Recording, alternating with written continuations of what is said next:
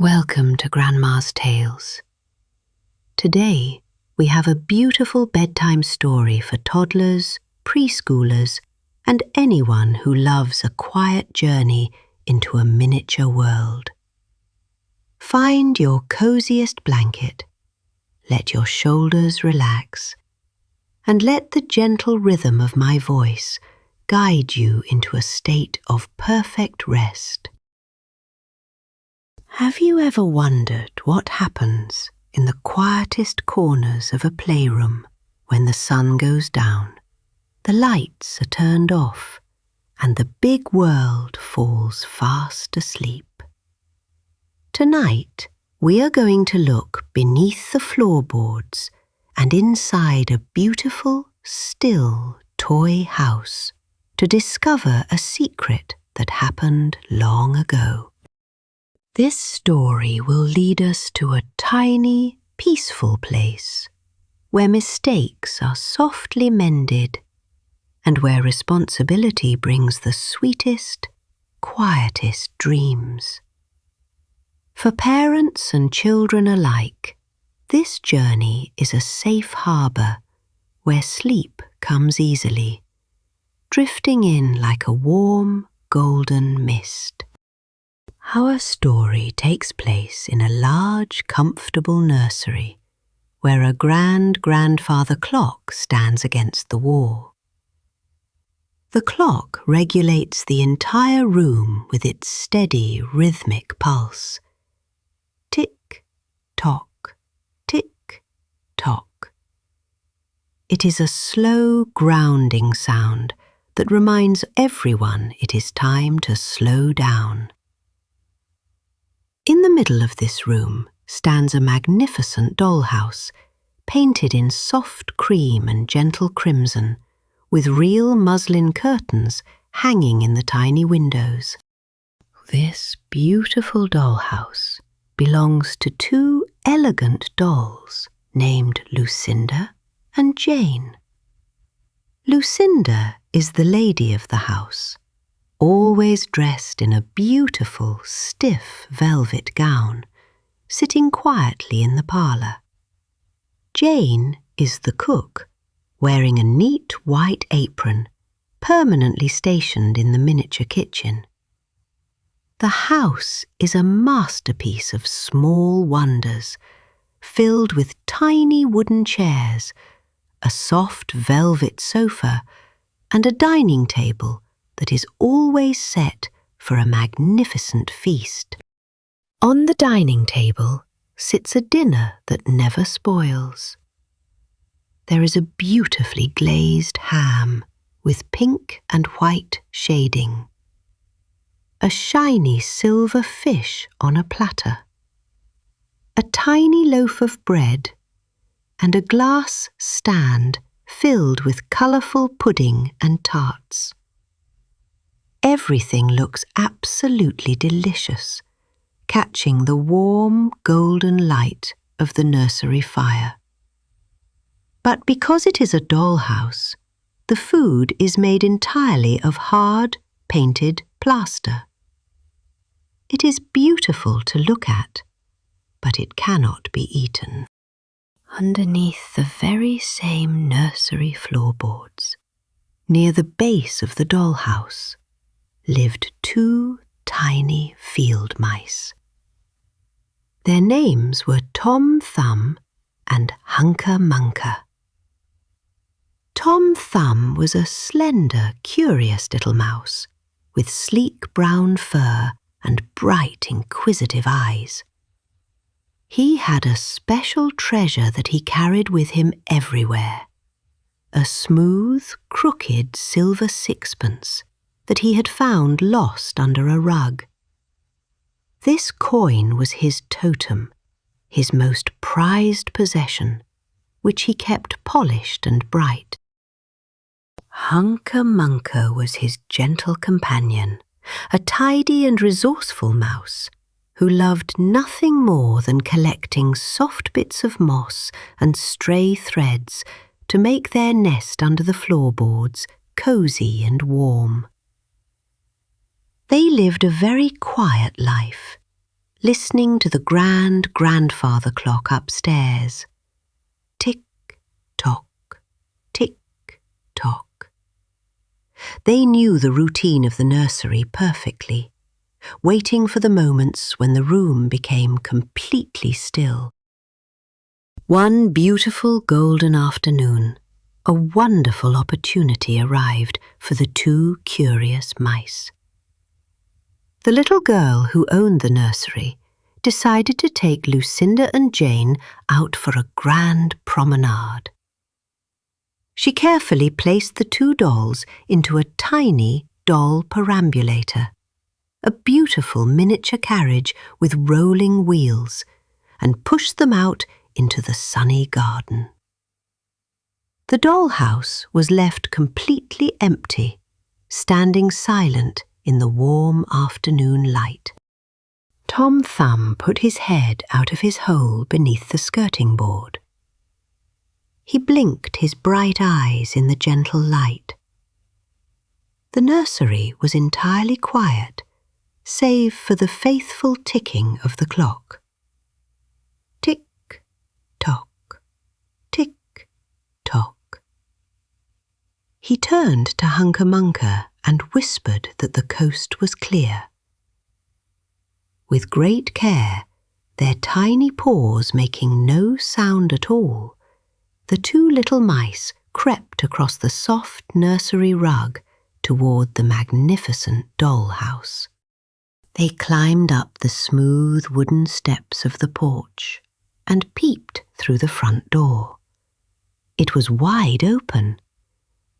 Tom Thumb, holding his crooked silver sixpence tightly against his furry chest, stepped inside first. Hunca Munca followed closely behind, her whiskers twitching with wonder as she looked at the beautiful miniature rugs and the tiny oil paintings hanging on the cream-coloured walls. They made their way directly to the dining room, drawn by the incredible sight of the feast on the table. Tom Thumb's nose twitched as he looked at the beautifully glazed plaster ham. It looked so real, so shiny, and so inviting. He squeaked softly with excitement, thinking that they had found the most magnificent dinner in the entire world. He jumped onto a tiny wooden chair and reached for the silver knife. Tom Thumb tried to carve the ham, but the knife simply slid off the hard, painted surface. He tried harder, pressing his tiny paws down, but the knife would not bite into the meat. It was as hard as a stone. He handed the knife to Hunca Munca, who tried to cut a tiny slice of the silver fish, but the knife made a sharp, clinking sound against the plaster. There was no smell of food, only the scent of fresh paint and lacquer. The wave of deep frustration overcame Tom Thumb. He had expected a wonderful, soft feast, but instead he found a cold, deceptive illusion. In a moment of impatience, losing his usual gentle manner, he dropped the knife and struck the plaster ham with the heavy, crooked silver sixpence. The force of the blow cracked the beautiful pink glaze, and a small chunk of white plaster broke off, crumbling into dust on the miniature table. Seeing the ham break, a strange, frantic energy took hold of the two little mice. They felt misled by the beautiful house. Tom Thumb dragged the silver fish off its platter and threw it into the middle of the floor. But it did not break. It simply bounced, because it was made of solid plaster. Together, they pulled the tarts and the pudding from the glass stand, scattering the hard painted toys across the tiny dining room rug. When they realized that none of the beautiful food could be eaten, they explored the rest of the house, their curiosity turning into a chaotic search for something useful. They marched into the bedroom upstairs. Tom Thumb pulled the feathers out of Lucinda's bolster, laughing softly as the white down floated through the air like a tiny indoor snowstorm.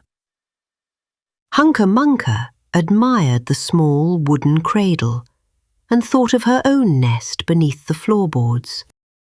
With great effort, working together as the grandfather clock ticked away the precious minutes, tick-tock, tick-tock, they began to carry things out of the dollhouse. They carried the soft feather bolster down the steps. They carried a tiny copper kettle from the kitchen, a small brass bird cage, and even the lightweight wooden cradle. All of these treasures were carefully squeezed through the hole in the skirting board into their dark, cosy mouse hole. As the late afternoon shadows lengthened across the nursery, the front door of the big house opened, and the little girl returned from the garden. She pushed the doll perambulator back to its spot beside the dollhouse. She lifted Lucinda and Jane out of the carriage and went to place them back into their home. But when she looked inside, she let out a small gasp of absolute surprise. The dollhouse was in complete disarray. The beautiful plaster ham was cracked, the fish was on the floor, the tarts were scattered, and Lucinda's bedroom was covered in loose feathers. Lucinda sat on her overturned velvet sofa, her painted eyes staring blankly at the mess, while Jane stood by her empty kitchen, lacking her favourite copper kettle. It was a scene of quiet sorrow in the miniature world. The nursery nurse came over to see what had caused the commotion. She shook her head and declared that there must be mice in the nursery. That very evening, she went downstairs and brought back a small, shiny wire mousetrap, baiting it with a piece of real, fragrant toasted cheese.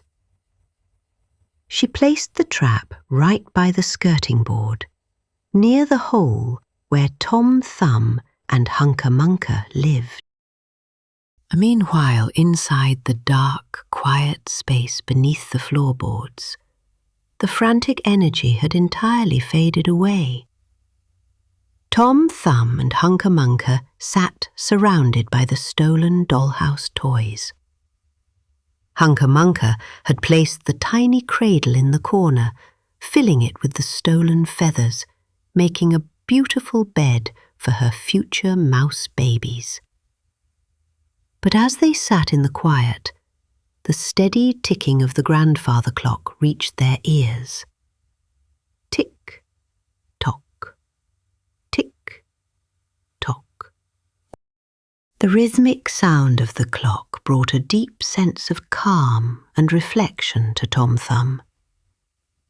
He looked at his totem, the crooked silver sixpence, which was now smudged with white plaster dust.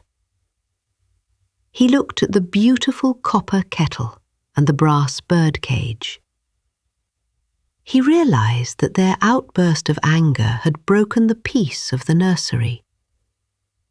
They had taken what did not belong to them, and they had damaged a beautiful home out of mere frustration.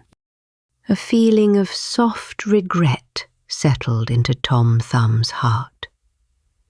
He did not want to be a bad mouse. He wanted to be a good neighbour in the quiet nursery. He looked at the crooked silver sixpence and knew exactly what he had to do. He showed the coin to Hunca Munca, whispering his plan.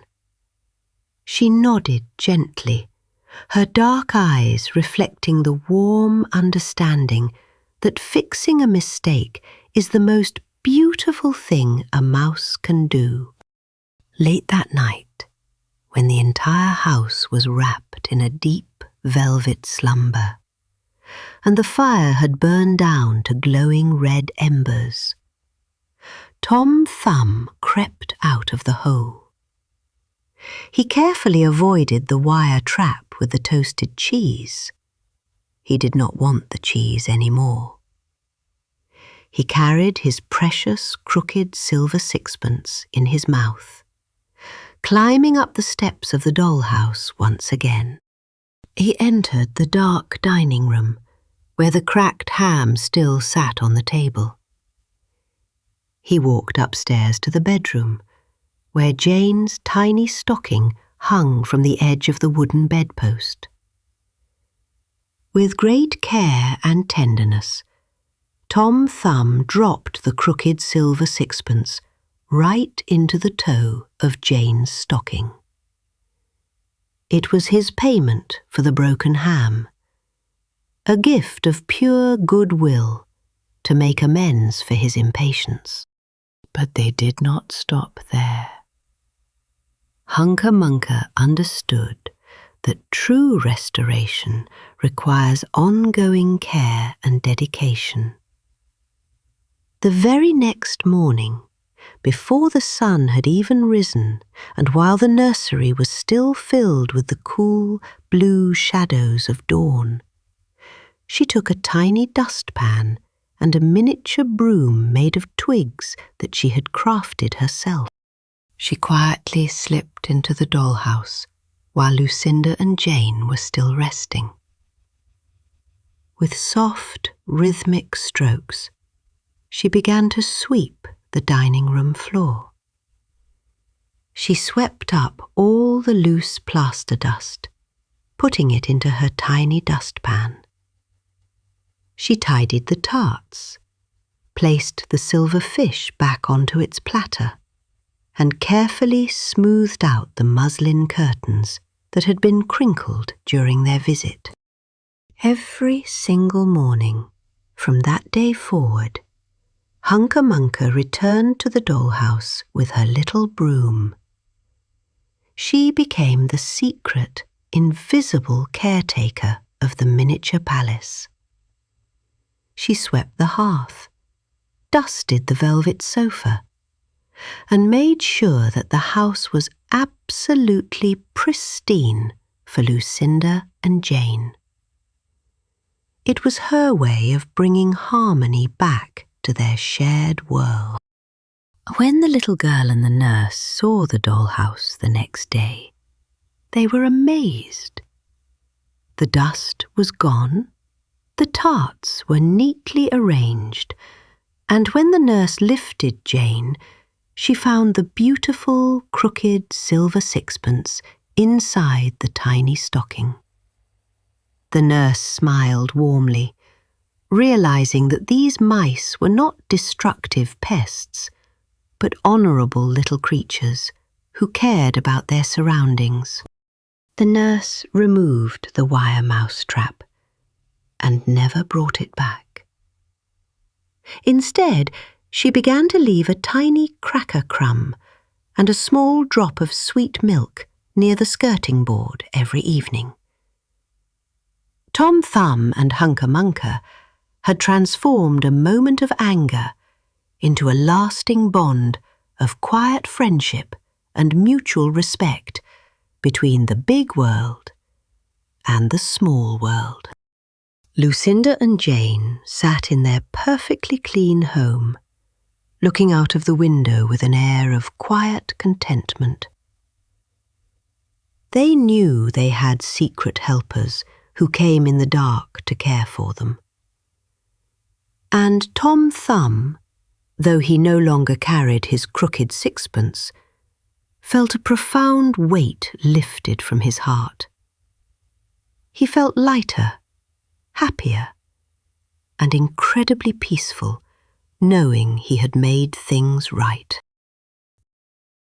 Now, beneath the floorboards, the mouse nest was warm, safe, and filled with the gentle rustle of soft feathers. Tom Thumb and Hunker Munker curled up together, their little paws tucked in, their whiskers perfectly still. Upstairs, the grand-grandfather clock continued its ancient, comforting song. Tick-tock, tick-tock. Everything was in its proper place. Everything was safe. Everything was quiet. The lesson of the two little mice is a gentle reminder for all of us as we close our eyes tonight. It reminds us that mistakes can always be mended with kindness, that taking care of our world brings the deepest peace, and that being a good neighbour fills our hearts with warmth. Let that comforting thought wrap around you like a soft velvet cloak. Feel the gentle rise and fall of your breath, perfectly matching the slow rhythm of the ticking clock. The world is safe, your room is warm, and there is nothing more you need to do tonight. The miniature world is asleep, the dolls are at rest, and the little mice are dreaming sweet, golden dreams beneath the floorboards. Thank you for listening to Grandma's Tales. For more beautiful, low-stimulation audiobooks for toddlers, preschoolers, or 3-year-olds, stay on our channel, subscribe, and share these quiet moments with other families. Sleep tight, little ones, and may your dreams be filled with magic, responsibility, and the gentlest peace. The end.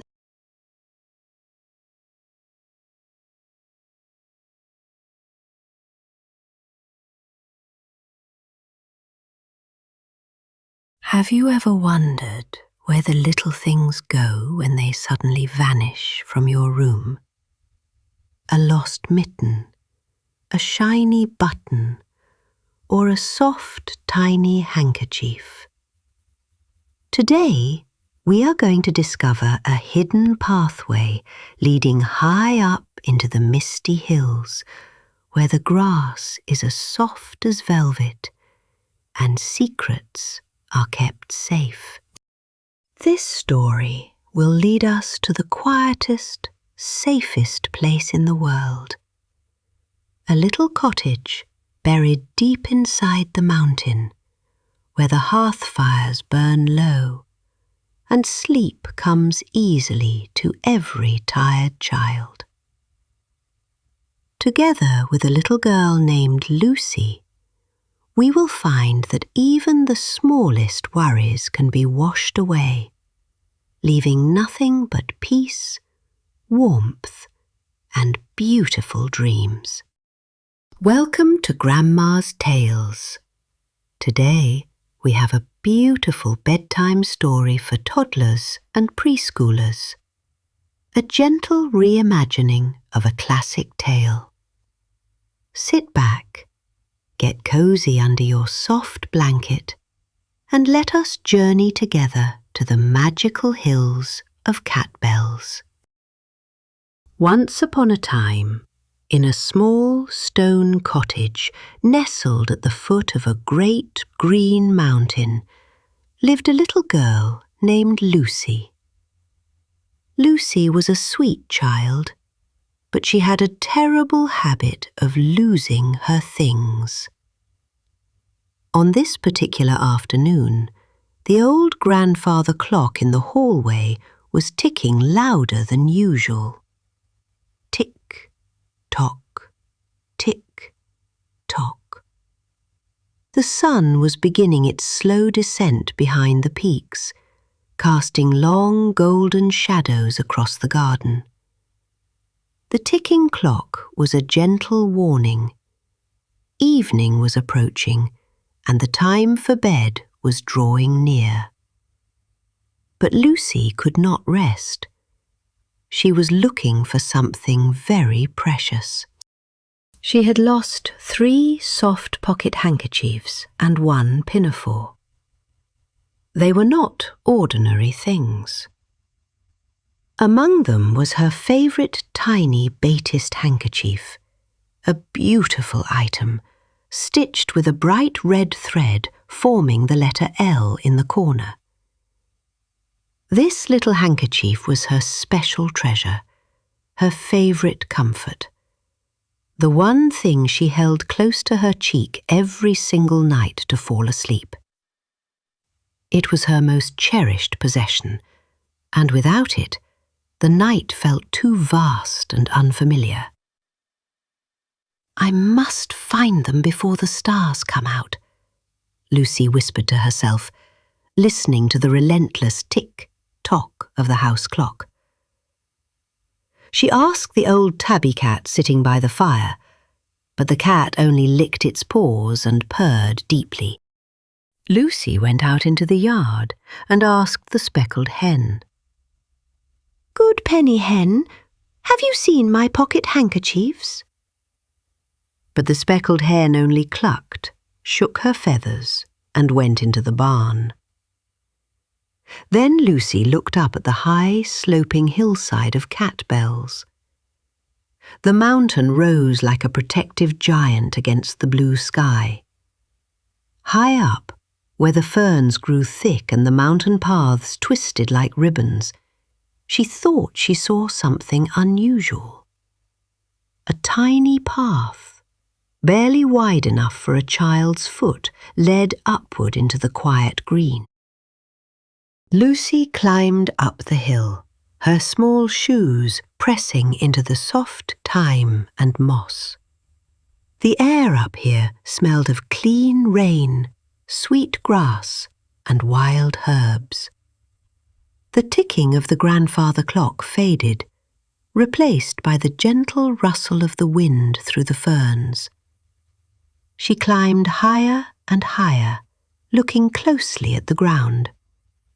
Soon she found a tiny path that seemed to be used by very small creatures.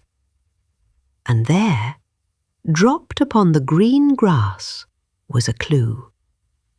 It was not a handkerchief, but a tiny white woolen ball.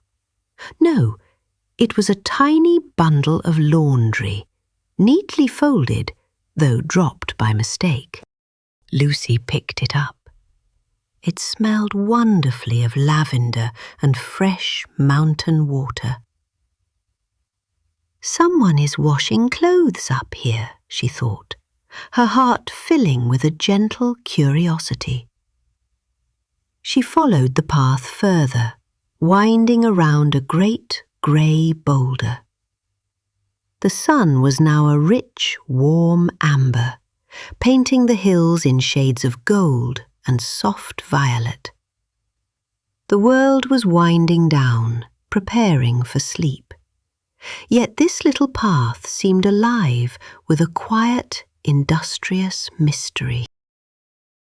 Further up the path, where the grass gave way to a steep bank of red earth, Lucy heard a sound. It was a very small, very rhythmic sound. Scritch, scratch, scratch, scritch.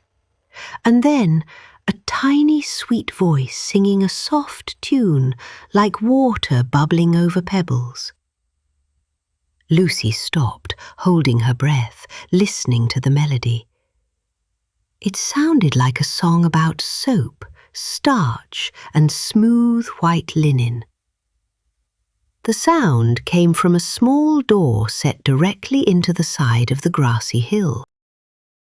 The door was made of weathered oak wood, no bigger than a baking tray. Right next to it, a tiny window looked out over the valley, and from a miniature chimney made of a hollow stone, a thin, curly wisp of blue wood smoke drifted into the evening air. The smoke smelled comfortingly of burning birch twigs and clean starch. Lucy approached the door on tiptoe and knocked gently. Tap, tap, tap.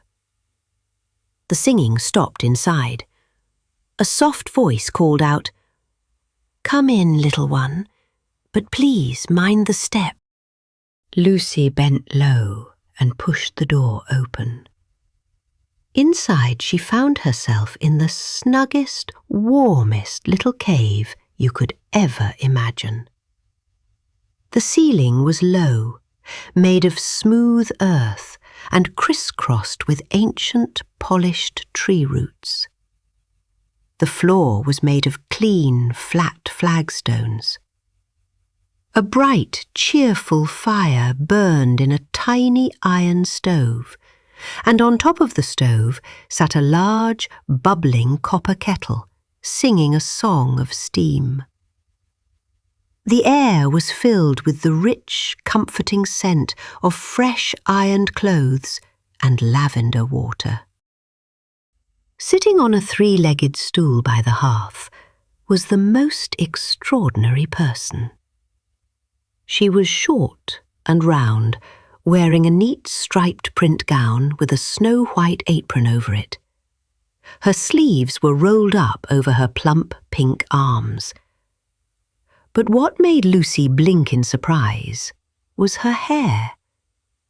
Instead of a cap, she wore a thick, dense coat of soft brown, prickly-looking things, like a brush, sticking out in every direction. Yet her face was completely clean-shaven, youthful and kind, with a twinkling black nose and bright, intelligent eyes that crinkled with warmth. "Good evening," Lucy said politely. "I am looking for my pocket handkerchiefs. Have you seen them?" The little person smiled, her nose twitching merrily. "Oh, yes, my dear. I know them well. My name is Mrs. Tiggy-Winkle, and I am the moss washer and clear starcher for all the woodland folk. I have been very busy today, for the night is coming, and everyone needs their clean clothes before they go to sleep." Mrs. Tiggy-Winkle reached into a large wicker basket filled to the brim with fluffy white bundles. She pulled out a small white piece of cloth and held it up to the warm light of the fire. "Now let me see. Is this yours?" "No, this is a red woolen waistcoat belonging to Cock Robin. It needed a bit of mending around the buttons." She laid it down and took up a hot, heavy iron from the stove, smoothing the waistcoat with a satisfying hiss of steam. Lucy watched, fascinated, forgetting all her worries. The warmth of the room was making her feel wonderfully relaxed.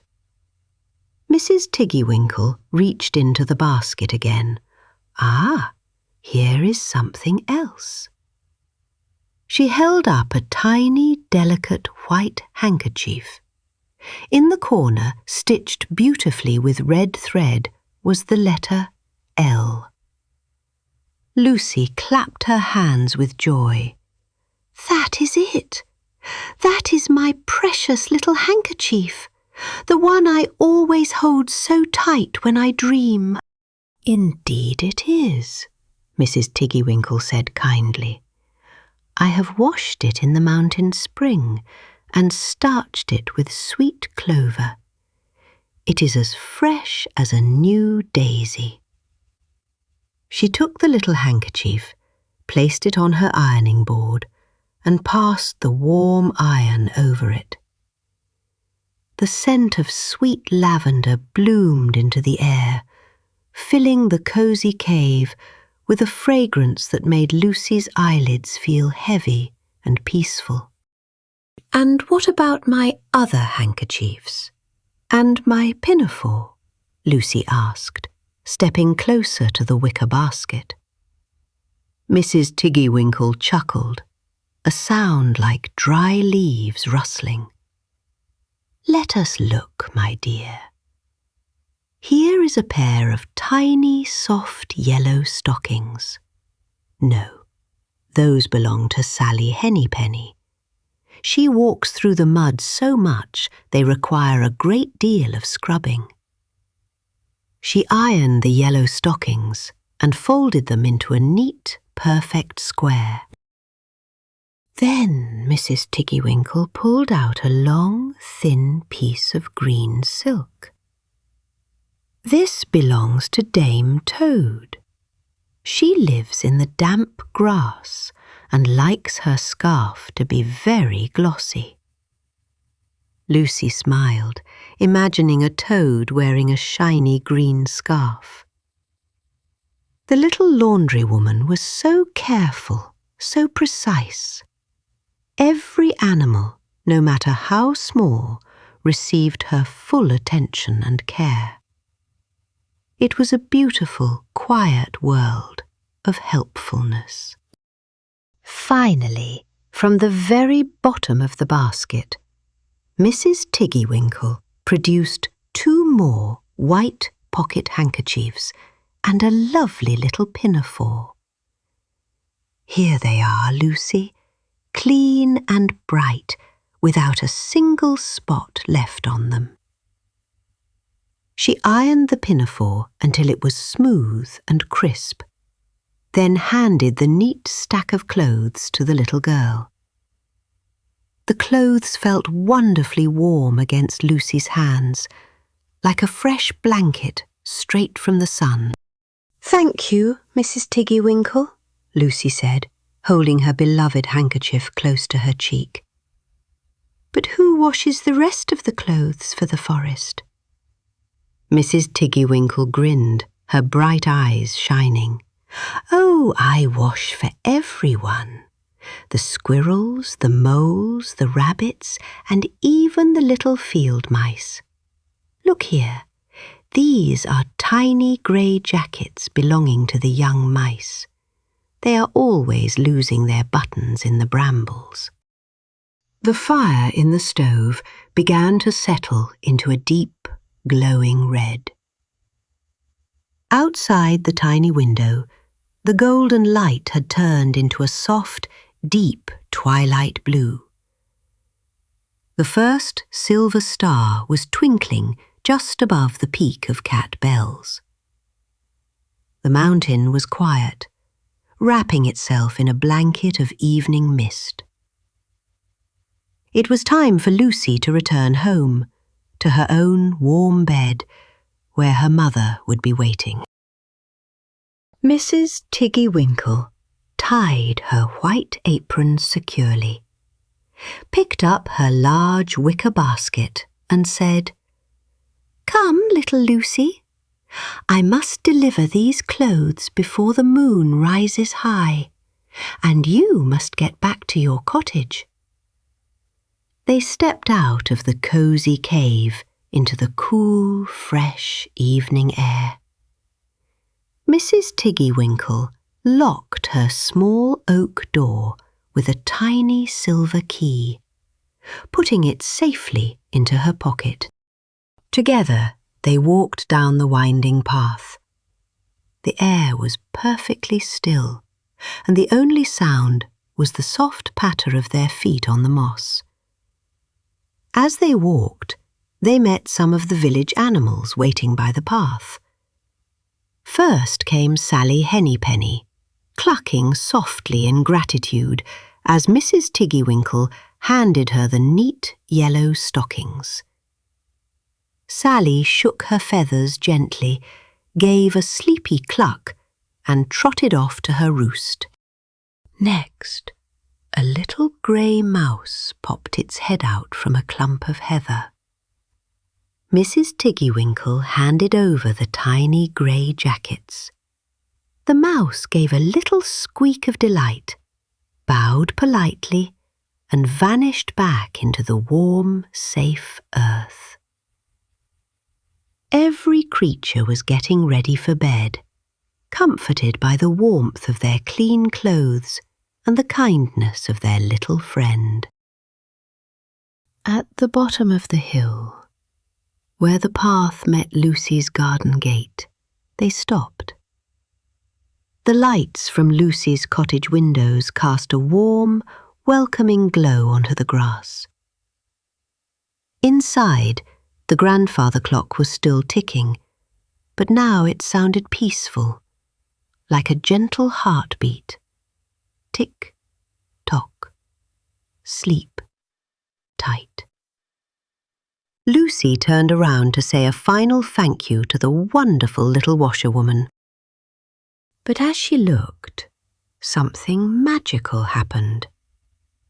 Mrs. Tiggy-Winkle was no longer wearing her striped gown or her white apron. She was running up the path, lighter and faster than before. Her tiny stature seemed to blend beautifully with the shadows of the ferns. And underneath her clothes, why, she was a beautiful, completely natural hedgehog, a little creature of the wild woods, running home to her own cosy nest beneath the roots of the ancient trees. Lucy smiled, not feeling afraid or lonely at all, but rather deeply comforted. She realized that the world was full of small, hidden helpers, creatures that looked after the beauty of nature and the comfort of others. She held her warm, lavender-scented, cherished handkerchief tight against her chest and walked through the garden gate into the safety of her home. Lucy learned something very beautiful that evening. She learned that everything has its place, and that care, kindness, and hard work make the world a soft and safe place to live. She never lost her handkerchiefs again, keeping them safe just like Mrs. Tiggy-Winkle kept the secrets of the mountain. And every time she smelled the sweet scent of lavender, she remembered the cosy cave, the bubbling copper kettle, and the gentle little hedgehog who brought comfort to the whole forest. Now the stars are shining brightly over Cat Bells. The mountain is fast asleep, and so are all the little mice, the robins, and the rabbits in their warm burrows. Close your eyes, breathe in the sweet, calm air, and let yourself drift into a peaceful sleep, knowing you are safe, cared for, and loved. Good night, little one. Thank you for listening to Grandma's Tales. May your dreams be filled with warm fires, sweet lavender, and gentle adventures. Sleep well.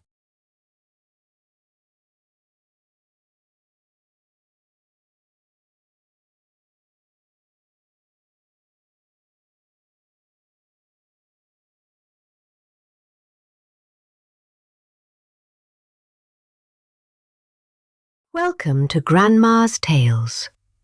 Today, we have a very special, long journey into the heart of a golden afternoon. A story for those who love the smell of damp earth and the secret language of the woods. Close your eyes and let us visit a place where time moves as slowly as a honeybee in summer. Have you ever wondered what the flowers talk about when the humans are away? Today, a little rabbit named Benjamin will show us that even the smallest heart can hold great bravery. This story is a path that leads away from the busy world and into the quietest corner of a magical garden. It will guide you, step by step, toward a place of absolute safety and deep, restful sleep. One bright, crisp morning, when the dew still clung to the spiderwebs like tiny strings of pearls, a little rabbit sat on a mossy bank. This was Benjamin Bunny. He sat very still by the side of a winding, sandy lane that smelled of pine needles and morning mist. Benjamin was dressed in his finest little brown coat, and his fur was as soft and thick as a velvet cushion. He was listening. The air was so quiet that he could hear the distant buzz of a bumblebee deep inside a foxglove bell. Then he heard it, the rhythmic clip-clop, clip-clop of a pony's hooves coming down the road. A gig was passing by, the wooden wheels crunching softly on the gravel. It was driven by Mr. McGregor, who wore his heavy wooden clogs and a hat that cast a long, sharp shadow over the road. Beside him sat Mrs. McGregor, wearing her best Sunday bonnet. The bonnet was a pale, creamy silk that caught the morning light, making it glow like a fallen cloud. Benjamin watched them until the gig was just a tiny speck of dust in the distance. He knew that when the McGregors left, the great stone wall of their garden became a gateway to a world of wonders. Benjamin reached down and touched a small, cool object at his side. It was a little brass buckle on his left shoe, his favourite totem. Whenever he felt his heart beat a little too fast, he would turn the buckle 3 times. 1, 2, 3. The smooth metal felt like a solid anchor in a world of shifting shadows. He felt a surge of quiet courage. He stood up, shaking the dust from his tail, and hopped down from the mossy bank toward the woods that bordered the McGregor estate. The forest here was a masterpiece of the golden tail style. The sunlight filtered through the heavy branches of the fir trees, creating long, slanted beams of amber light that danced with golden dust particles. The ground was a rich tapestry of russet needles, silver lichen, and deep emerald moss that felt like a thick carpet under his paws. Benjamin loved this path. He stopped for a moment to watch a ladybug crawl across a leaf. The red of its shell was so bright against the green that it looked like a tiny drop of oil paint. He breathed in deeply, smelling the sweet, heavy scent of damp bark and wild violets. He was looking for his cousin, Peter Rabbit. He found him sitting all alone at the edge of a great, ancient fir tree, whose roots twisted into the earth like sleeping dragons. Peter was wrapped in a large, red cotton pocket handkerchief, and he looked very small and rather miserable. "Peter," whispered Benjamin, stepping softly over a fallen twig. "What has happened? Why are you sitting here in a handkerchief?" Peter looked up, his dark eyes shimmering with a hint of a tear. He explained that he had lost his beautiful blue coat and his shoes in Mr. McGregor's garden the day before. He had been chased by the giant with the rake, and in his hurry, he had left his clothes behind on a scarecrow. Benjamin patted Peter's shoulder. He felt a wave of cousinly affection. "Do not worry, Peter," he said, his voice as steady as the humming of the trees. "I have seen the McGregors leave in their gig. The garden is ours for the taking. We shall go and fetch your clothes, and perhaps a few treats for your mother as well." Peter's ears, which had been drooping like wilted leaves, suddenly twitched and stood tall. A little spark of hope lit up his face. Benjamin turned his brass buckle once more for luck, and together the two cousins set off toward the high stone wall. When they reached the wall, they climbed to the top and looked down. The garden of Mr. McGregor was a sea of colours, captured in the rich, heavy textures of a classical painting. There were rows of lettuce that looked like ruffled silk ribbons in shades of jade and lime. There were bright orange carrots peeking their heads through the dark, crumbly soil, and the glass of the greenhouse sparkled like a fallen diamond in the sun. Benjamin pointed to a sundial in the middle of a gravel path. Its shadow was a thin, dark line pointing toward the morning. "We must be careful," Benjamin whispered. "When the shadow reaches the edge of that stone, we must be gone." They dropped down into the garden, landing softly on a bed of freshly raked earth. The soil was cool and damp against their paws, smelling of minerals and old rain. They crept along the edge of the brick wall, staying in the deep violet shadows. Benjamin's heart was drumming a soft, steady rhythm.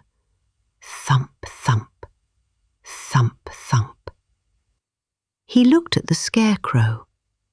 There, hanging from a wooden crossbar, was Peter's blue coat.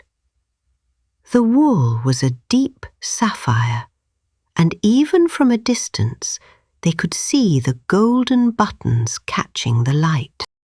As they reached the scarecrow, Peter began to tremble. To him, the wooden figure looked like a ghost of Mr. McGregor. But Benjamin reached out and touched the blue fabric. It felt rough and warm from the sun. "See, Peter, it is just a coat," Benjamin said. He helped Peter pull the coat down and slide his arms into the sleeves. As Peter fastened the buttons, he seemed to grow taller. The blue of the coat matched the sky above, and the fear began to melt away from his heart, replaced by the warmth of being whole again. "Now," said Benjamin, looking around at the bounty of the garden, "we cannot leave empty-handed.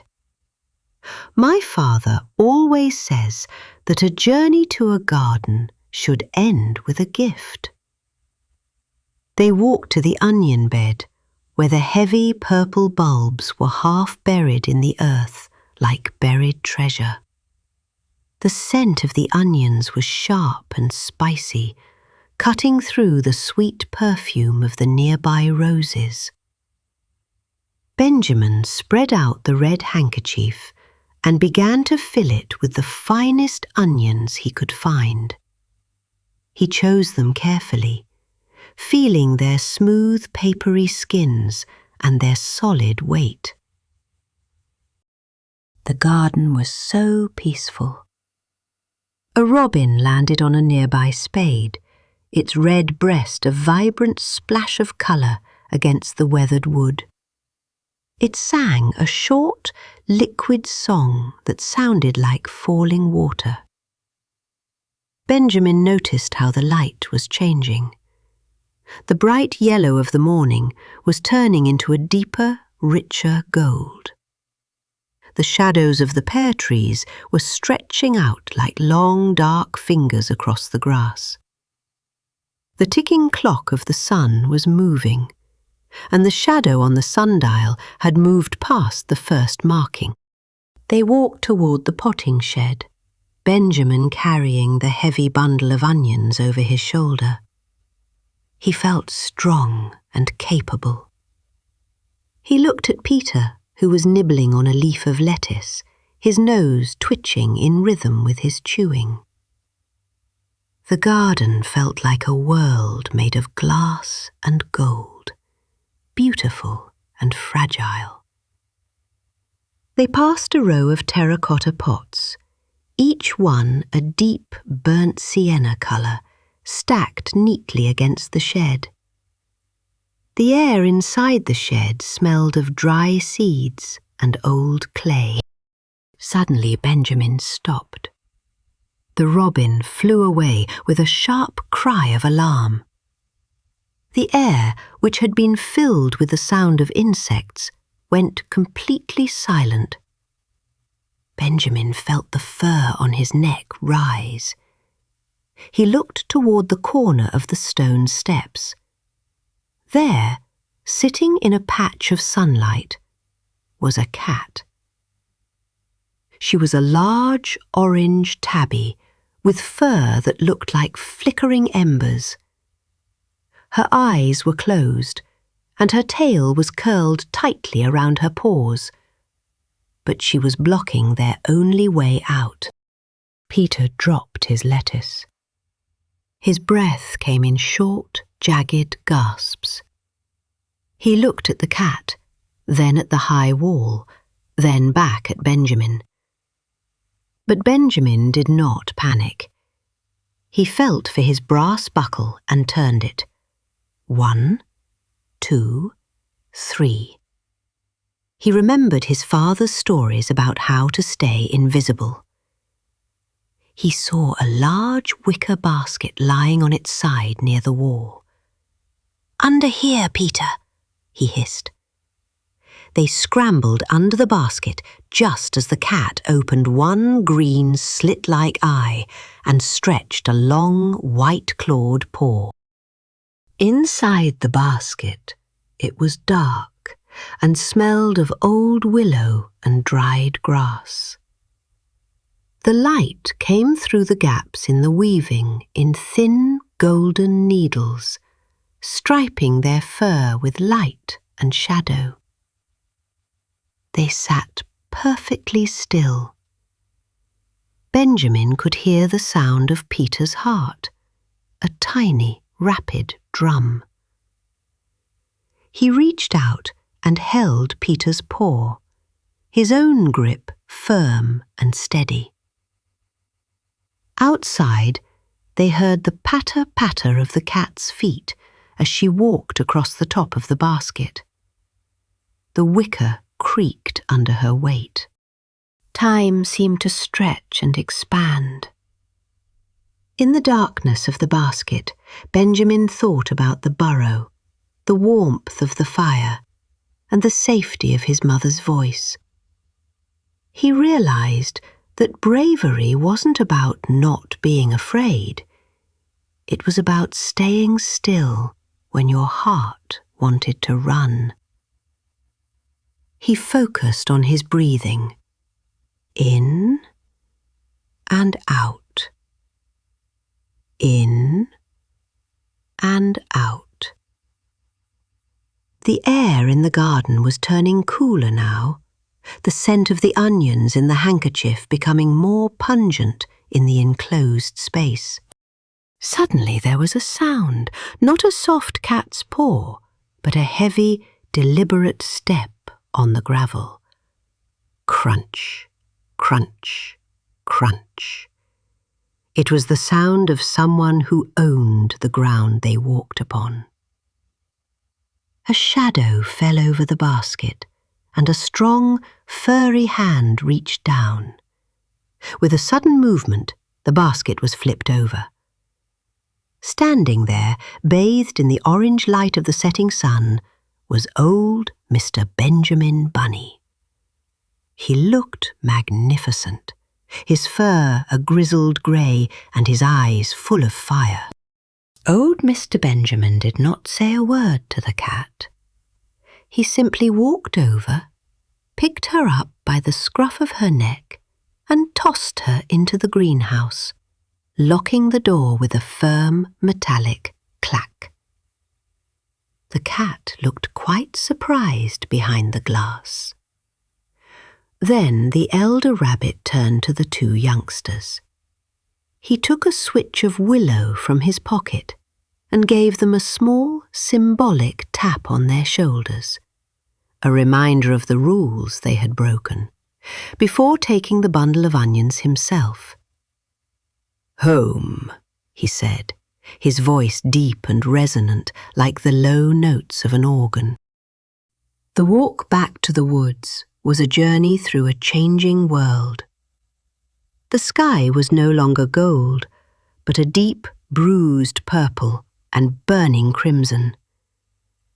The sun was a glowing ember on the horizon, casting the longest shadows of the day. The trees of the forest seemed to lean in toward them, their leaves whispering secrets in the evening breeze.